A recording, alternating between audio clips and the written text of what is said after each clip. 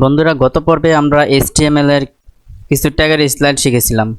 তো আজকে আমরা ইন্টারেস্টিং কিছু শিখব। তার আগে বলে রাখি, যারা এখনও আমার চ্যানেলটি সাবস্ক্রাইব করেন নাই তাড়াতাড়ি সাবস্ক্রাইব করে নিন, আর যারা অলরেডি সাবস্ক্রাইব করেছেন তাদেরকে অসংখ্য অসংখ্য ধন্যবাদ জানাই।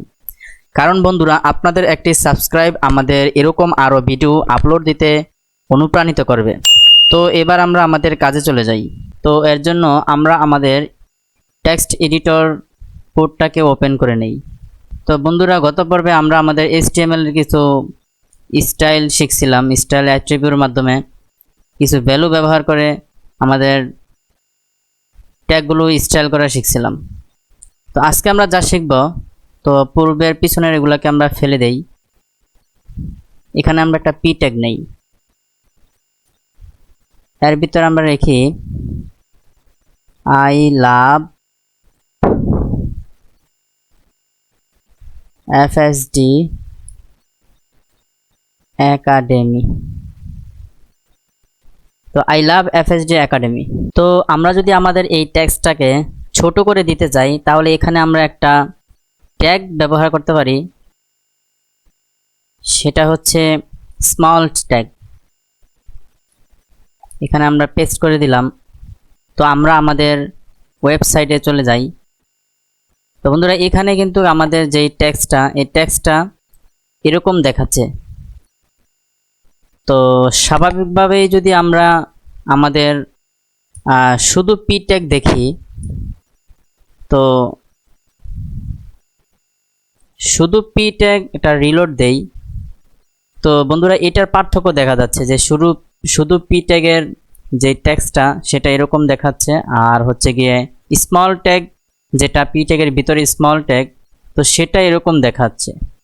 বন্ধুরা, গত পর্বে আমরা একটা ট্যাগ শিখছিলাম, সেটা হচ্ছে যে কোনো ট্যাক্সকে যদি আমরা বোল্ড করতে চাই তাহলে বি ট্যাগ ব্যবহার করব। তো এখানে আরেকটা ট্যাগ আছে যেই ট্যাগ ব্যবহার করলে বোল্ড হিসেবে প্রদর্শিত হবে, সেটা হচ্ছে স্ট্রং ট্যাগ। স্ট্রং ট্যাগের ভিতরে যদি আমরা আমাদের ফন্টটাকে দিয়ে দেই,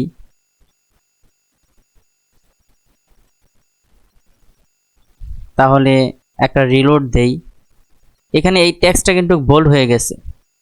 তো বি ট্যাগ এবং স্ট্রং ট্যাগ এই দুই ট্যাগের কাজ একই। তো আমরা আরেকটা ট্যাগের ব্যবহার শিখছিলাম, সেটা হচ্ছে যে কোনো টেক্সটের নিচে আন্ডারলাইন আনার জন্য আমরা ইউ ট্যাগ ব্যবহার করেছিলাম। আন্ডারলাইন দেওয়ার জন্য আরেকটা ট্যাগ ব্যবহার করতে পারি, সেটা হচ্ছে INS ট্যাগ, INS।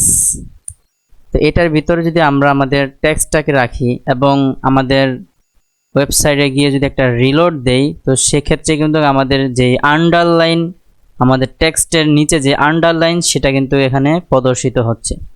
এবার যদি আমরা কোনো ট্যাগকে বাঁকা করতে চাই, তাহলে আমরা যেমন আই ট্যাগ ব্যবহার করি, তেমনি আমরা অন্য উপায়ে বাঁকা করতে পারি।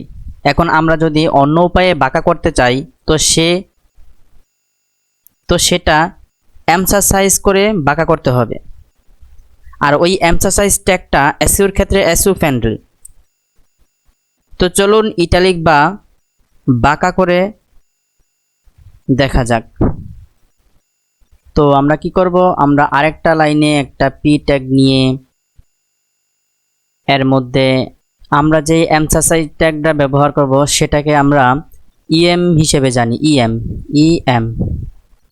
তো ইএম এর ভিতরে আমরা আমাদের আই লাভ FSD একাডেমি এই ট্যাক্সটা রেখে দিয়ে যদি আমরা আমাদের ওয়েবসাইটে একটা রিলোড দেই, তো সেক্ষেত্রে কিন্তু আমাদের আই ট্যাগের যে ইটালিক যে ট্যাক্সগুলো, এগুলা কিন্তু এরকম বাঁকা হয়ে আসছে।